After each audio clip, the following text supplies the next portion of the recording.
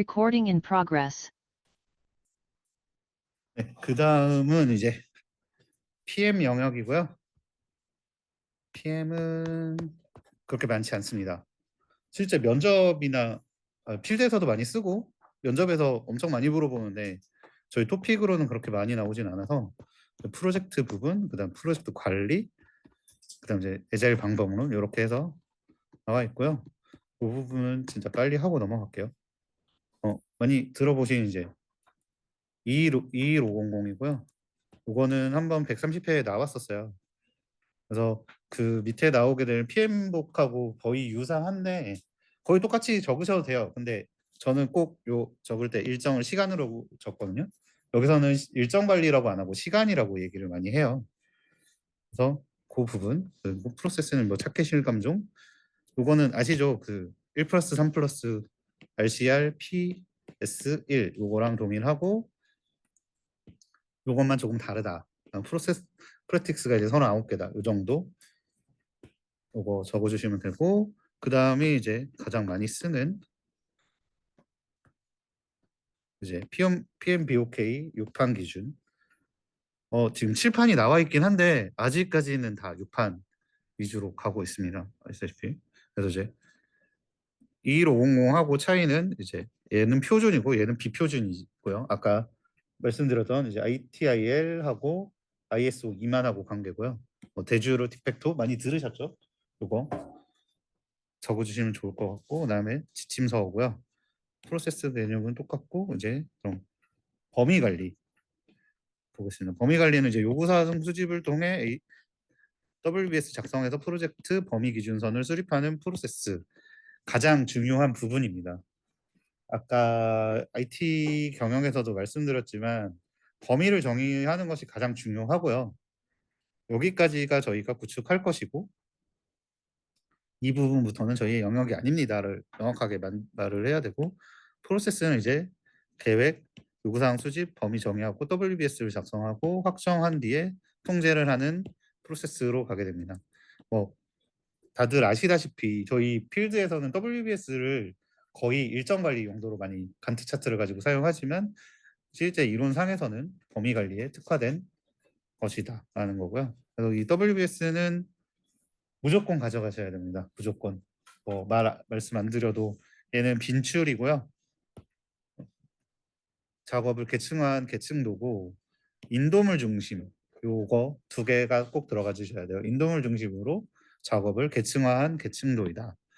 구성 요소로는 뭐 요 정도가 있고 작성 원칙 100%를 이제 MEC라고 하죠. 이제 누락 중복 없이 중복 방지, 누락 방지해서 전부 다 커버를 하게 해야 되고 레벨별로는 이제 최상위에는 프로젝트 명이 적히고 그다음 최상위 인도물, 차상위 산출물 이런 형식으로 적힌다. 그런 롤링 웨이브 플래닝이라 그래서 반복적이고 점진적으로 해서 완성한다.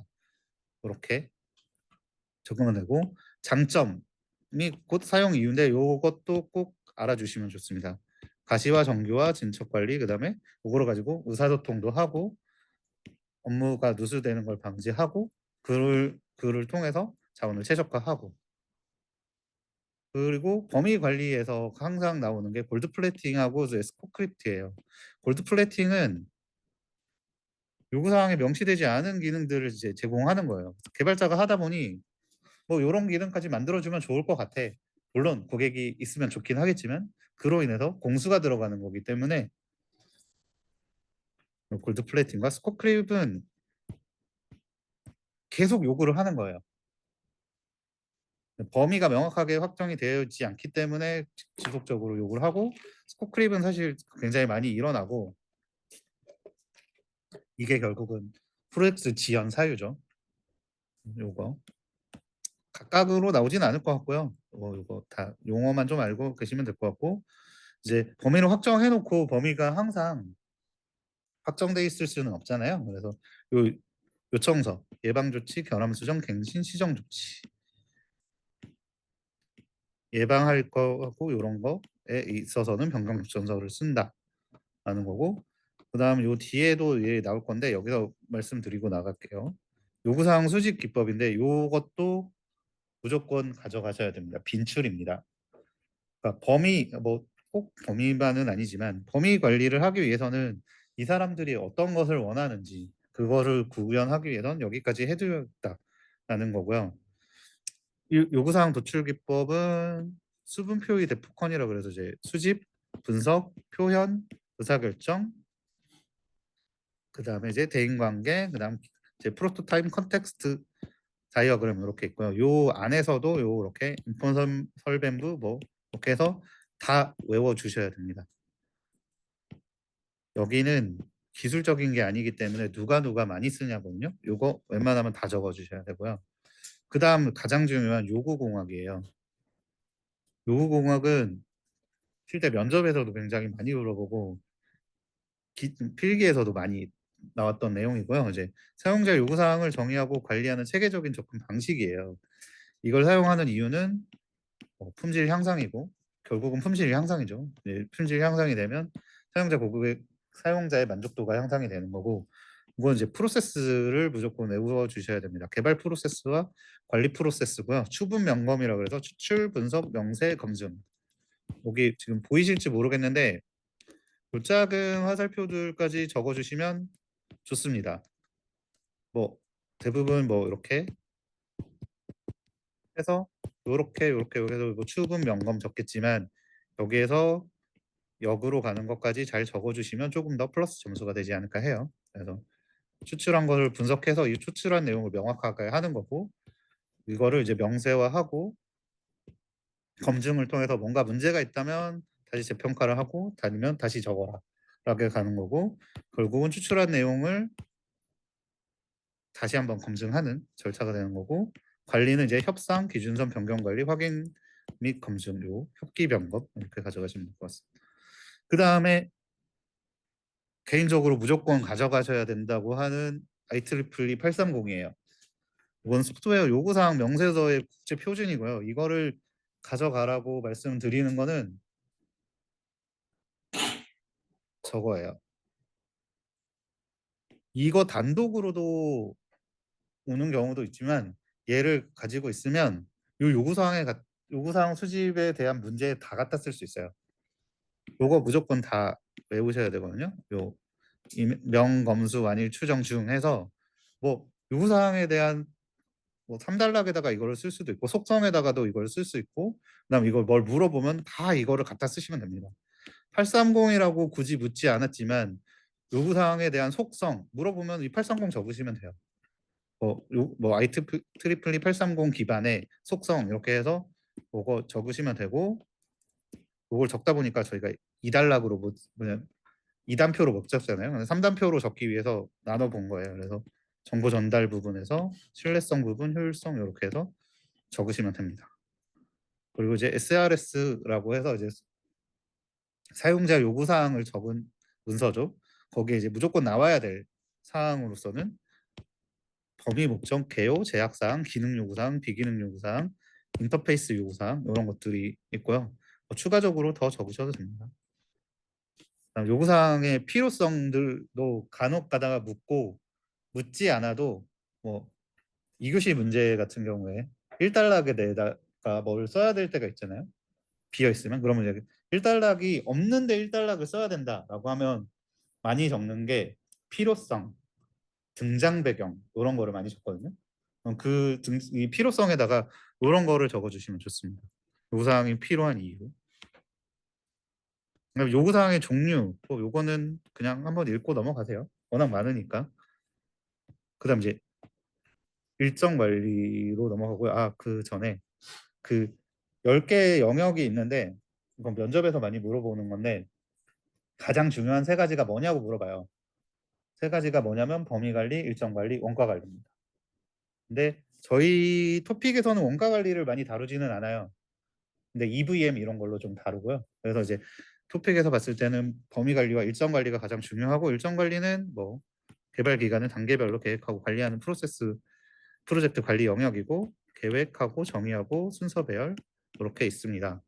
그래서 일정 관리에서 항상 나오는 거는 CPM하고 CCM이고요. CPM은 최소 기간을 결정하는 분석 기법이에요. 이제 요 거의 프로세스와 동일하고 요 공식들 알아두시면 됩니다. 이제 토탈 플롯은 이제 프로젝트 종료일 전체에서 봤을 때 종료일을 지연시키지 않으면서 자기가 가질 수 있는 여유 기간이고, 후행 활동 시작을 지연시키지 않으면서 가질 수 있는 게 프리플롯이에요. 요거는 가져가실 분들은 그 계산 문제까지 가져가시면 좋고, 요거는 모든 계산 문제가 마찬가지지만 여러 번 풀어 보셔야 됩니다. 저는 사실 웬만한 계산 문제를 다 가져가려고 했었어요.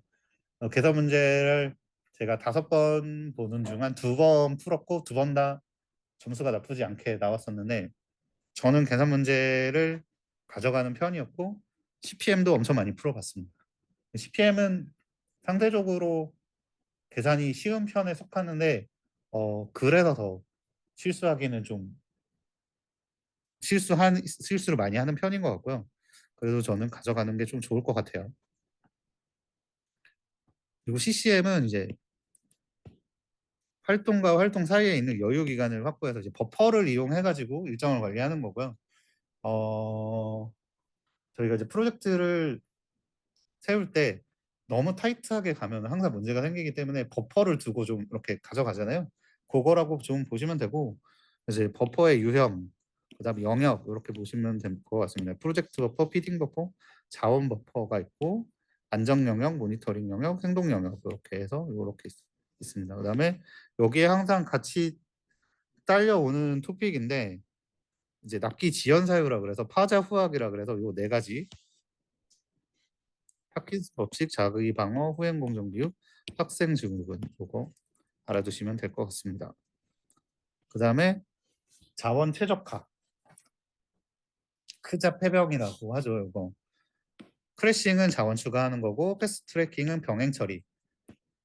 뭐 쉽게 말해서 크래싱은 사람 더 투입해서 빨리 하게끔 하는 거고, 병행 처리는 동시에 여러 개를 해라 이거고요.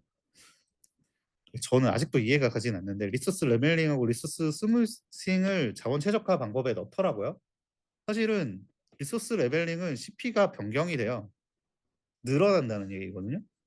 근데 자원 최적화에 좀 맞지 않는 것 같은데, 아니, 자원 최적화는 맞는데 일정 단축에 맞지 않는 것 같은데, 일정 단축에 이거를 얘기하시는 분들도 계세요. 그거는 각자의 판단에 맞춰서 하시면 될 것 같고, 그 다음에 제가 항상 넣는 게 이 일정 관련돼서 나오면 브루스 법칙을 넣어요. 지원 프로젝트에 추가 인력을 투입하면 교육 및 의사소통 등의 문제로 더 지연된다는 법칙이에요. 그래서 이거는 강글로 쓰실 때 많이 써주시면 좋습니다. 뭐 크래싱 같은 거 할 때 크래싱이 반드시 일정을 단축을 담보하지 않는다. 사전에 많은 의사소통과 교육을 통해서 추가 인력이 바로 투입될 수 있게 노력해야 된다. 뭐 이런 식으로 적으면 될 것 같습니다. 그리고 그 다음은 이제 원가 관리고요. 원가 관리는 앞서 말씀드린 것처럼 10개 중에 가장 중요한 3가지에 들어가지만 저희는 많이 다루지는 않아요. 별 내용도 없고요. 계획 수립하고 산정하고 예산 결정하고 이걸 관리하겠다 그거고, 여기에서는 EVM, 원가를 통해서 프로젝트 현재 상황을 평가하고 향후를 예측하는 기법이고요. 이것도 계산 문제인데 저는 이거는 가져가셨으면 좋겠어요. 어렵지 않습니다.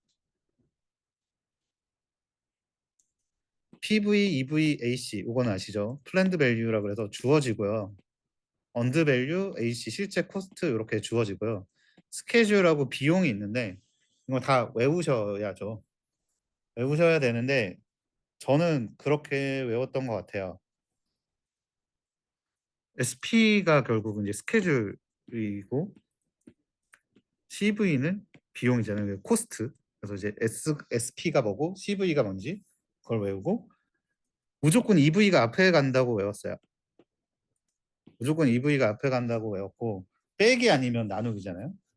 근데 PV가 들어갈지 AC가 들어갈지인데, SP는 스케줄이니까 플랜드 밸류, 이제 계획된 비용을 가지고 계산을 하겠다라고 생각을 했고, 비용 이제 CV는 AC는 실제 들어간 코스트잖아요. 그래서 AC를 가지고 계산을 한다 이런 식으로 했어요. 그러니까 무작정 외우면 사실 좀 헷갈릴 수 있는데 조금만 더 생각해서 외우면 헷갈릴 때에도 이게 이거겠구나 생각이 안 나더라도 알 수 있습니다.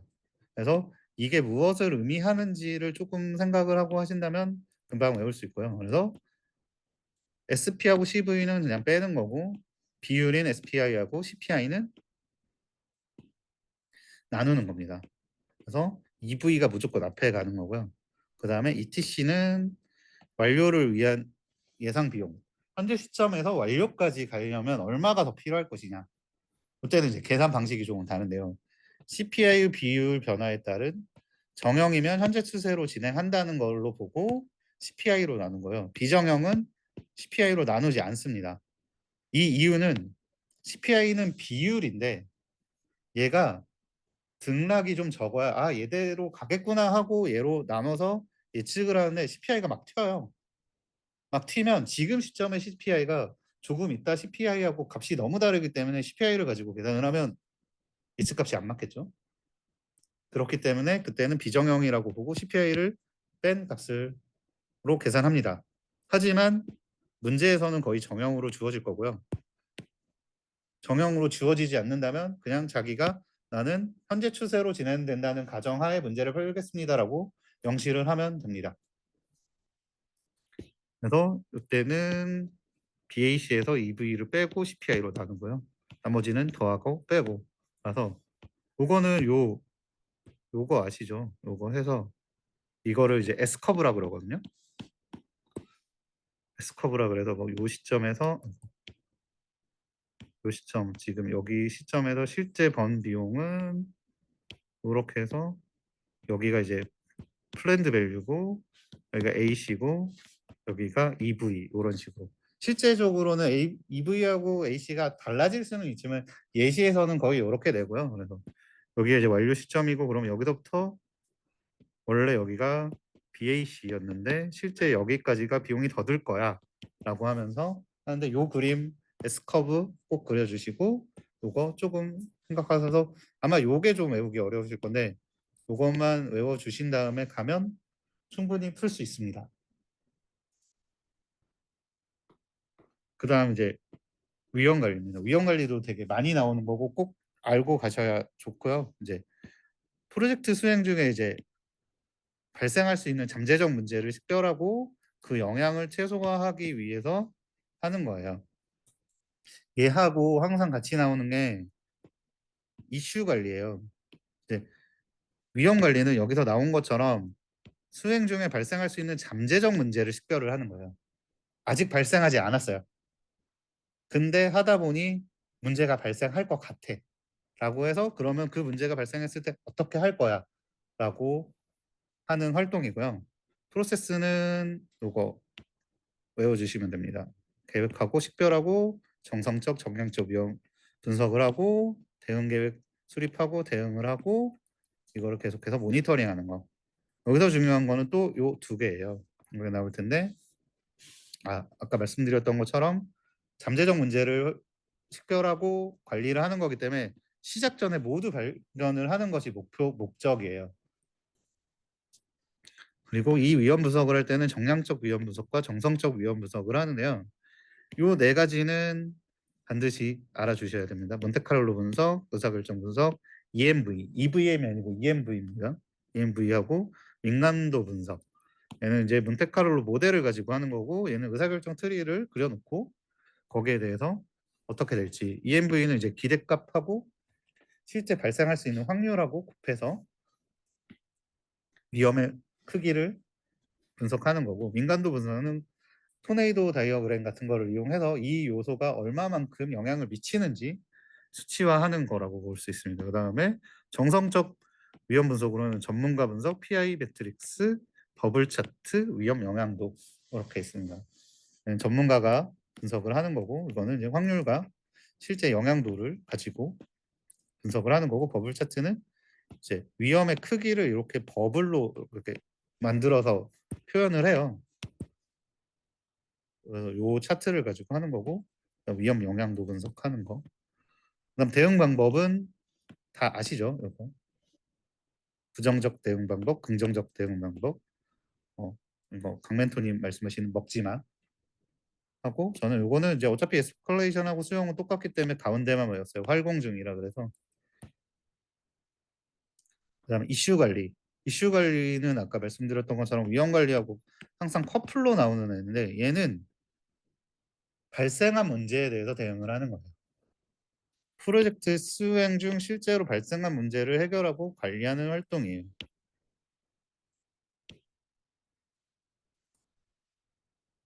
예를 들면 위험 관리는 프로젝트를 이렇게 쭉 해서 이제 멤버스를 뽑고 계획을 세웠는데 어 뒤에 보니 메인 개발자가 계약이 여기까지밖에 안 되어 있어. 저 사람이 빠지면은 힘들 수 있을 것 같은데 이걸 어떻게 하지? 저 사람의 계약을 연장할 거야? 아니면 대체 자원을 넣을 거야? 아니면은 뒤에 후행 공정을 앞으로 당겨서 이 사람이 나가기 전에 다 해놓고 갈 거야? 이런 걸 하는 거고 이슈 관리는 하는데 그 사람이 갑자기 퇴사를 했어요. 실제 문제가 발생을 해버린 거예요. 혹은 뭐 버그가 발생했던지 아니면은 크게 문제가 생겨서 이거를 당장 해결해야 돼요. 그 차이라고 보시면 됩니다. 그래서 얘는 프로젝트 진행 시에 발생을 한 거고 이거를 빨리 이슈를 제거하는 것이 목적입니다. 이슈가 제거되지 않는다면 수행 중에 발생한 거기 때문에 프로젝트의 품질이 낮아지거나 지연이 될 수가 있어요. 근데 위험 관리의 경우 잠재적인 위험 요소기 때문에 사실 발생하지 않을 수도 있거든요. 그래서 프로젝트 품질에는 이슈 관리가 직접적으로 영향을 주는 거고요. 요 두 개는 비교하는 문제로도 많이 나오기 때문에 잘 알아두시고 시점 그리고 발생하지 않은 문제라는 거, 발생한 문제라는 거 그런 거 좀 명확하게 적어주시면 됩니다. 의사소통 관리는 뭐 이렇게 그냥 보시면 되고 자원 관리. 자원 관리는 네, 그 인적 자원과 물적 자원 전부 다 해서 관리하는 프로세스를 얘기를 하고요. 어, 제가 왜 이렇게 했냐면 저는 이게 나올 줄은 몰랐어요. 특판 팀 개발이 이번에 사다리 모델로 해서 134회에 나왔더라고요. 그래서 바로 또 나오지는 않을 것 같은데 저는 요거를 보면서 원래 요 리더 타입까지 다 준비를 좀 하긴 했었거든요. 팀 개발 과정은 뭐 요렇게 해서 형성하고 스토밍하고 표준화하고 수행하고 뭐 해산하고 뭐 아니, 반대인가요?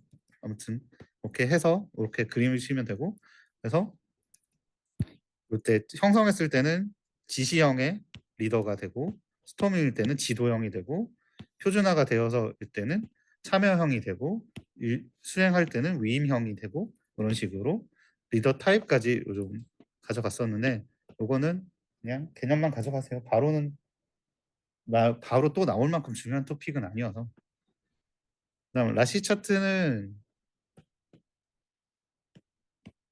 이런 식으로 해서 A, B, C 뭐 업무도 A, B, C에서 이제 이 사람한테 어떤 업무를 이렇게 할당했는지 이런 식으로 차트를 그리는 거예요. 이것도 그냥 개념만 알아두세요. 이거는 어디 많이 나오냐면 뭐 문제가 생겼는데 얘가 일이 너무 많아. 그러면 라시 차트를 그려서 얘한테 진짜 일이 많은지 이런 거 좀 볼 때 한다고 하는 거고. 그다음 이제 갈등, 동기부여 이론.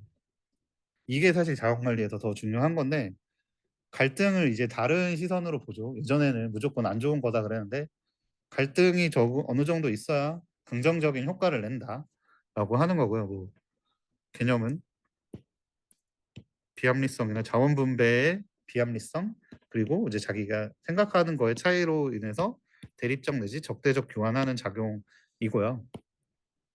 순기능은 아까 말씀드린 것처럼 혁신적 변화, 질적 개선, 강화되는 부분이 있는데 실질적으로는 역기능이 좀 더 많죠.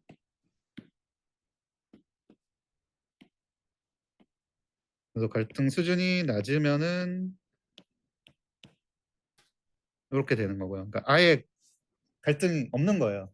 내가 의견을 냈는데 반대 의견도 없고 뭐도 없고 그냥 가는 거예요. 그러면 이제 이렇게 되는 거고 적정 수준은 어느 정도 내가 A라고 했는데 B라고 해주네. 해서 이제 시너지 효과가 나서 이렇게 가는 거고 높음은 이렇게 되는 거죠. 뭐 정치에서 많이 보이시잖아요. 원래 여당이 뭐 A라고 하면 야당은 무조건 B라고 해야 된다면서요. 근데 그게 이제 시너지 효과가 나서 좋게 가면 좋겠는데 거의 대부분 요 높음의 역기능으로 나타나죠. 그래서 그 다음에 요거는 강철 문스타라 그래서 요렇게 그릴 거예요. 그래서 여기 가운데가 문제 해결이고 이제 자기 주장 관철도 그다음에 협조 정도 이렇게 아마 될 거예요. 그래서 이제 강철 문스타에서 요것도 아까 말씀드렸던 그 보안 그것처럼 갈등이 나오면 3단락에 무조건 이거 써주셔야 됩니다. 그다음에 요거는 제가 뭐라고 말씀을 못 드리겠어요. 저는 사실 잘 안 가져가려고 그랬거든요. 이거 필기에 한 번도 나온 적이 없어요. 실기에서는 엄청 물어봐요. 동기부여 이론은. 모의고사를 풀다 보니 너무 많이 나와서 일단은 좀 적어 놓긴 했는데 저는 이거를 잘 가져가는 토픽은 아니었어요. 뭐 내용 이론, 과정 이론, 강화 이론 있어서 뭐 메슬로우 이거 많이 들어보셨죠? 허츠버그, 맥그리거, 엘더퍼 해서 그런 게 있다. 보시면 될 것 같아요. 이제 뭐 생한 사존자 이렇게 해서 또 5개로 이루어지고 그다음 투요인 XY 뭐 이렇게 있습니다.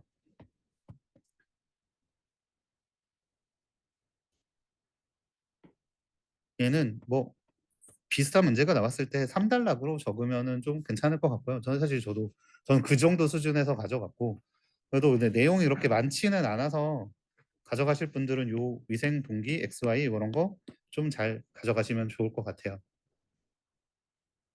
사실 뭐 잘 안 맞는 토픽들이 있어요. 간단한데도 뭔가 머리에 계속 안 들어오고 저는 그 토픽이 이거였고 사실 버린다는 건 뭔가 머리에 잘 안 들어온다는 거예요. 근데 그런 거 있으시면 무조건적으로 버리는 것보다는 그래도 개념 정도는 가져가시는 게 좋을 것 같아요. 이건 좀 딴 얘기인데 저도 이제 공부를 하면서 버리는 토픽들이 있었을 거잖아요. 제가 132회 때가 1교시가 182점이었나? 나오고 133회 때 179점을 받았는데 둘 다 당황했던 게 딱 들어갔는데 제가 버린 토픽들이 딱딱 있는 거예요.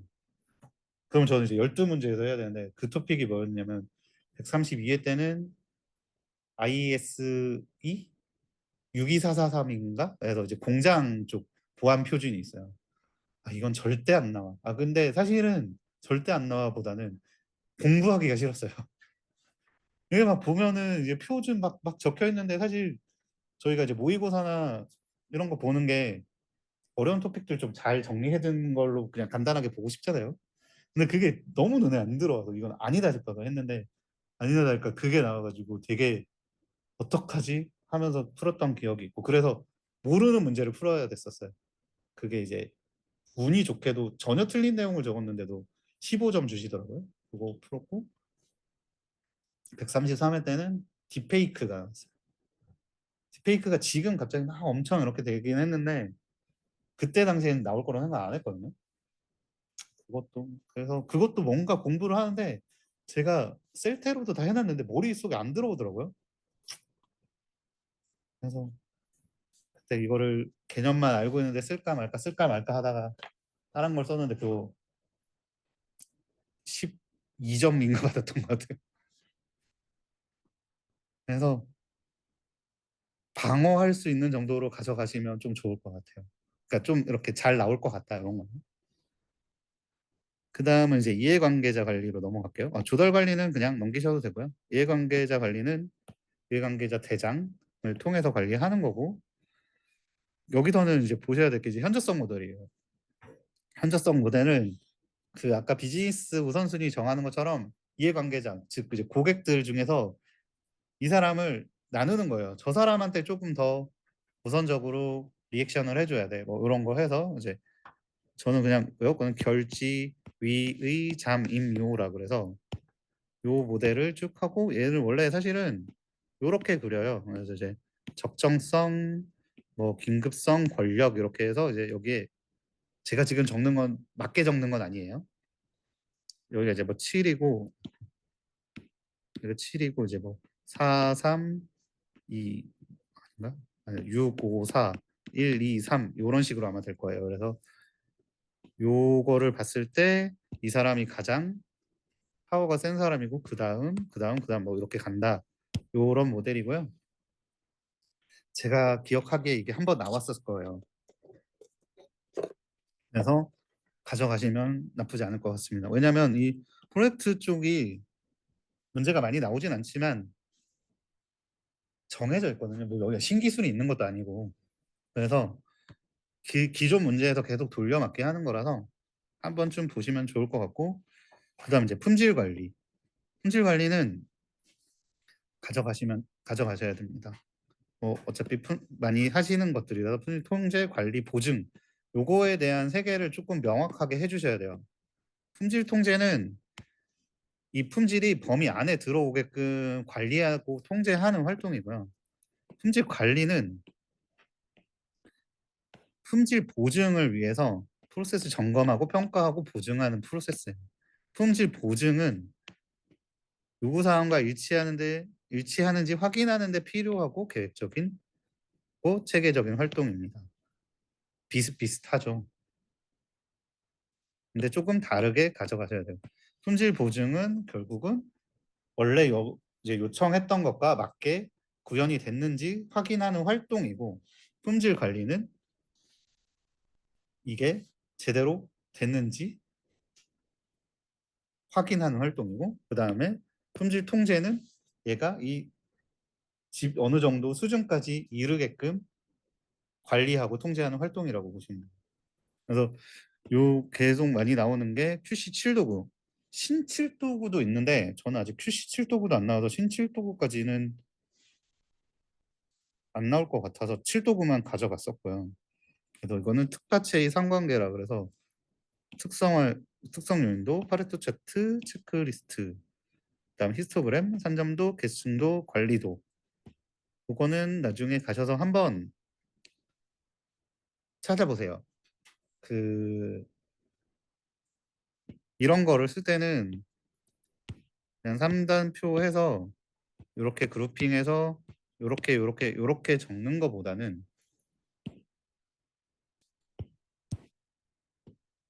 크게 해서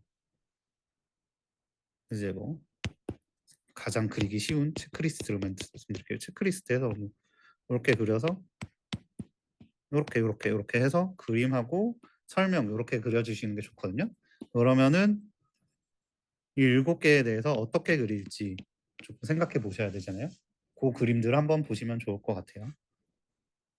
그다음에 이제 활동들 좀 보시면 될 것 같고, 요거는 잘못 들어갔네요. 제가 지운다고 지웠는데도 요거는 밑에 형상 관리, 문서 관리 이런 거 보시면 될 것 같고, 리뷰 활동들, 그다음 품질 비용 요것도 많이 물어봐요. 제품 서비스 품질 수준 유지하기 위한 소요 비용이고요. 요거는 어떻게 되냐면 이렇게 해서 요게 이제 SDLC고요. 요렇게 될 거예요.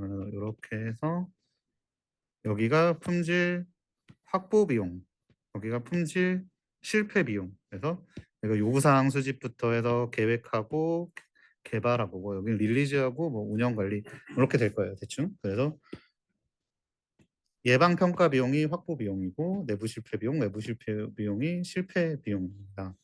이거는 앞에서부터 품질을 위해서 돈을 투자를 하고 그래서 뒤에 실패 비용을 줄이는 게 목표거든요. 이거는 그렇게 보시면 되고, 예평 내외라고 보시면 됩니다. 이거는 면접에서도 많이 물어봅니다. 확보 비용 통해서 실패 비용 최소화가 목표고요. 결국은 앞에 잘 만들어놔야 장애가 발생하지 않잖아요. 그렇게 보시면 됩니다. 이거는 조금 다르긴 한데 같은 사상에서 가는 게 요즘 보면 시프트 레프트라고 있어요.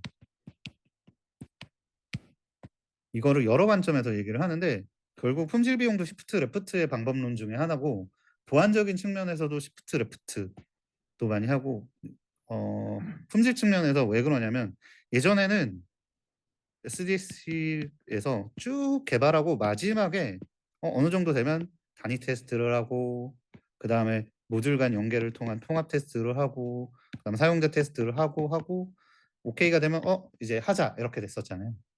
근데 이제는 아니야. 처음부터 개발하면서 테스트해. 그러니까 결국은 여기하고 부합하는 거예요. 처음부터 테스트를 하면서 품질에 비용을 투자를 해서 뒤에 가서 오류율을 줄이자 이거거든요. 뭐 보안도 마찬가지예요. 처음 만들 때부터 보안성을 적용을 해서 가자 이거거든요. 그래서 요거는 시프트 레프트하고 약간 비슷한 개념으로 가져가시면 될 것 같습니다. 요거는 강멘토님이 되게 안 좋아하실 텐데 저는 PMBOK 7은 아직 넣을 때가 아닌 것 같아서 요 정도만 가져가시면 될 것 같아요. 4개 RR 공정하고 이거 뭐 이팅 계기작 인식불 해서 요런 게 있다. 근데 이건 강멘토님은 이걸 엄청 미세요. 저는 아직 모르겠습니다. 그래도 요 정도는 가지고 가셔야 1교시로 나오면 적으실 수는 있으니까. 그다음에 저는 개인적으로 되게 밀던 토픽인데 아직 안 나와서 이제 나올 때가 됐다고 봐요. 테일러링.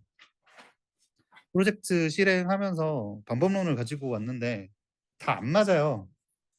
왜냐면 이제 얘는 일반적인 얘기를 한 거기 때문에 각자 기업이 처한 상황, 가지고 있는 자원, 그리고 인력의 질 이런 게 다 다르기 때문에 이거를 그 프로젝트에 맞게 변경을 해야 된다라는 거고요.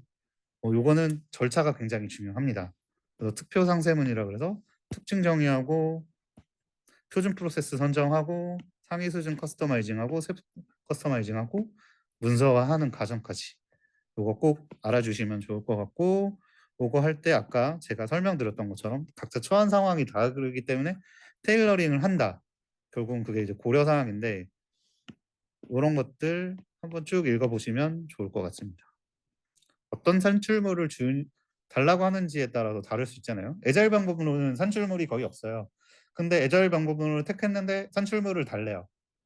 그럼 이제 거기에 맞게 커스터마이징을 조금 해야 되는 부분이고 인력이 다를 수도 있는 거고 기준이 다를 수도 있는 거고 이런 것들 관리적인 부분과 기술적인 부분을 좀 보면서 하시면 좋을 것 같고 프로젝트 관리 부분 이 부분은 꼭 봐주십시오.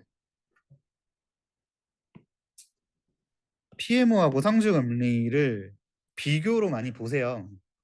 그러다 보면 이해가 좀 잘 가서 그 부분을 꼭 가져가시고 PMO는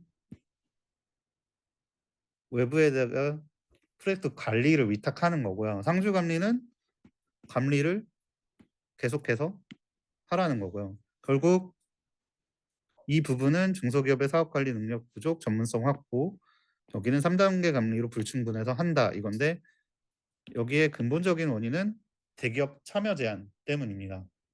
대기업이 들어오는 거를 공공사업에서 일정 수준 금액 이상에서 막았는데 프로젝트를 중소기업이 하는데 문제가 자꾸 생기는 거예요. 근데 사전에 그 대기업 참여 제한이 걸렸던 건 대기업이 들어왔지만 결국은 일은 다 중소기업이 하는 거 아니었어?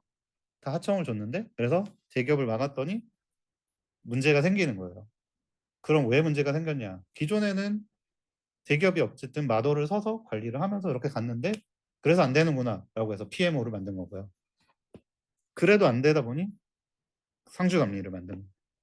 그래서 이 원인은 그것 때문이고 그래서 요 법조항하고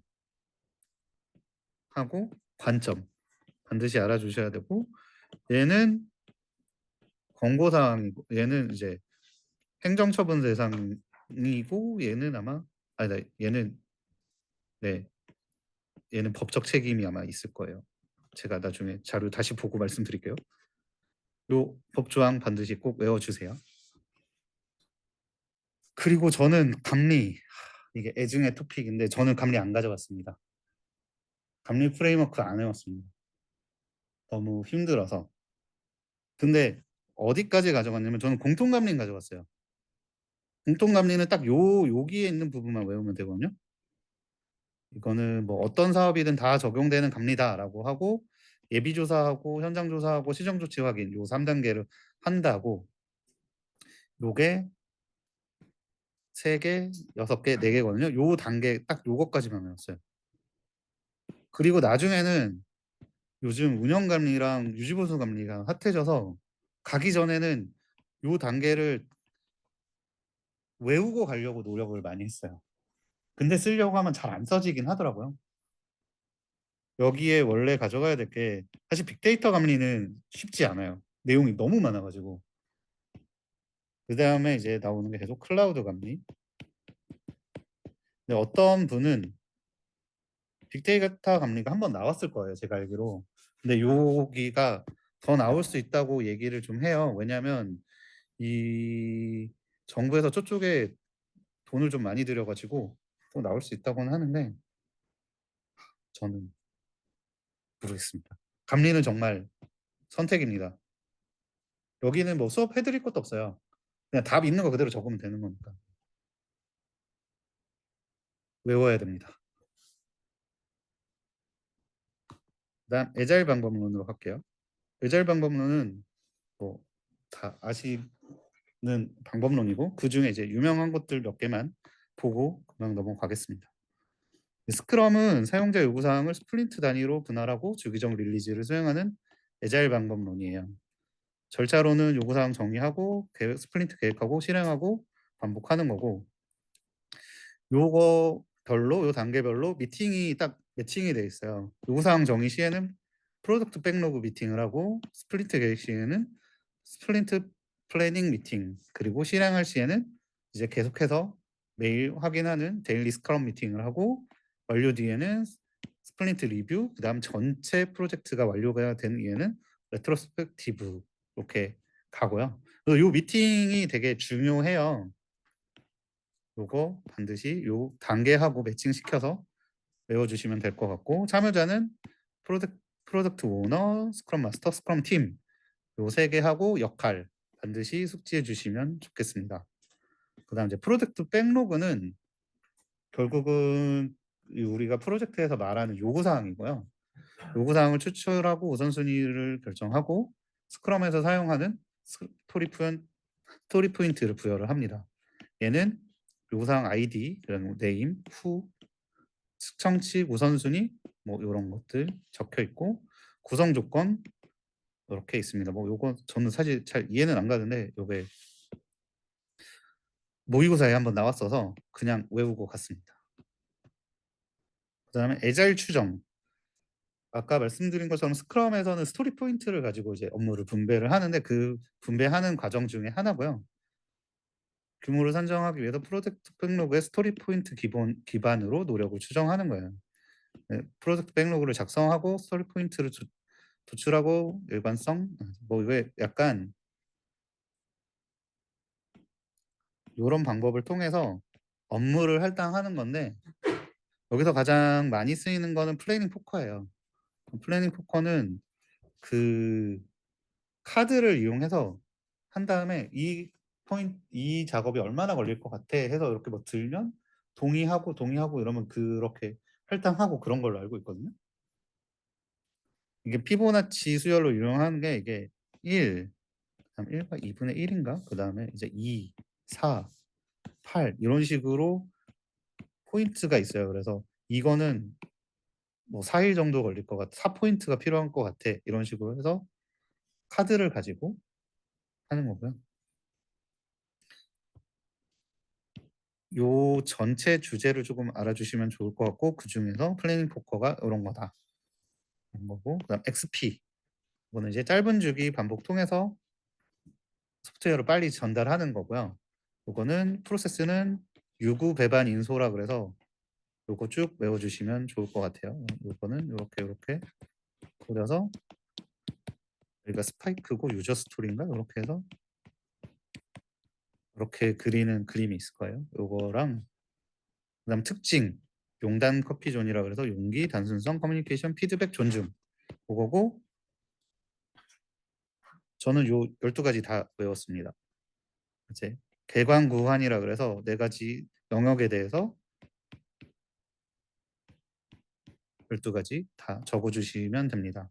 XP도 뭐 요거 딱 적으면 그냥 끝이에요. 이거 다 적었더니 6점 받았던 것 같아요. 저희 주간 모의고사 때. 잠깐 보여드리면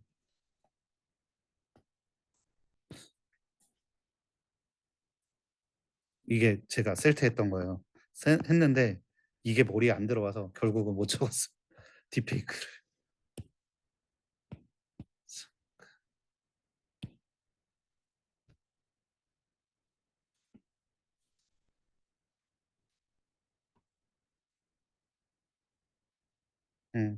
여기 보시다시피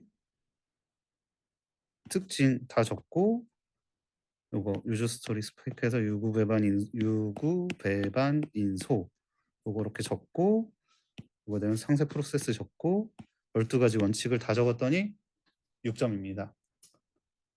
결국은 있는 거 다 적어야 결국은 똑같다라는 거고 여기서 뭐가 하나 빠지면 점수가 깎이겠죠. 근데 실질적으로는 실제 시험에서는 저거보다는 더 줄 거예요. 그래도 이렇게 그냥 답이 정해져 있는 문제는 무조건 다 적으셔야 돼요. 그다음 칸반은 결국은 칸반 보드를 이용해서 하는 거고 칸반 보드에서는 WIP 칸반 보드만 아시면 되고 얘는 신규 작업이 유입이 가능합니다. 스크럼 그 기간 동안 신규 작업이 들어올 수 없거든요. 근데 얘는 이렇게 해서 프로세스별로 이렇게 나눠서 여기가 4개가 시작을 했는데 넘어가는 거를 이제 시각화를 하는 거예요. 그럼 여기가 이렇게 넘어가서 하나밖에 안 남았으니 여기에 다시 들어올 수 있는 거예요.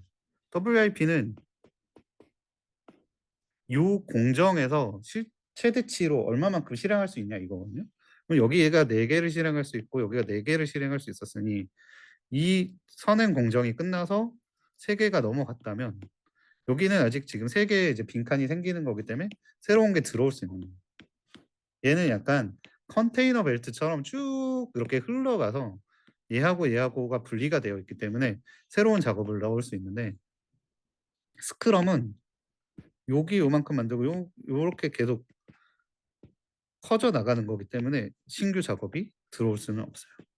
그래서 그 차이 알아주시면 될 것 같고 스크럼반이라 그래서 스크럼하고 칸반을 합친 게 있어요.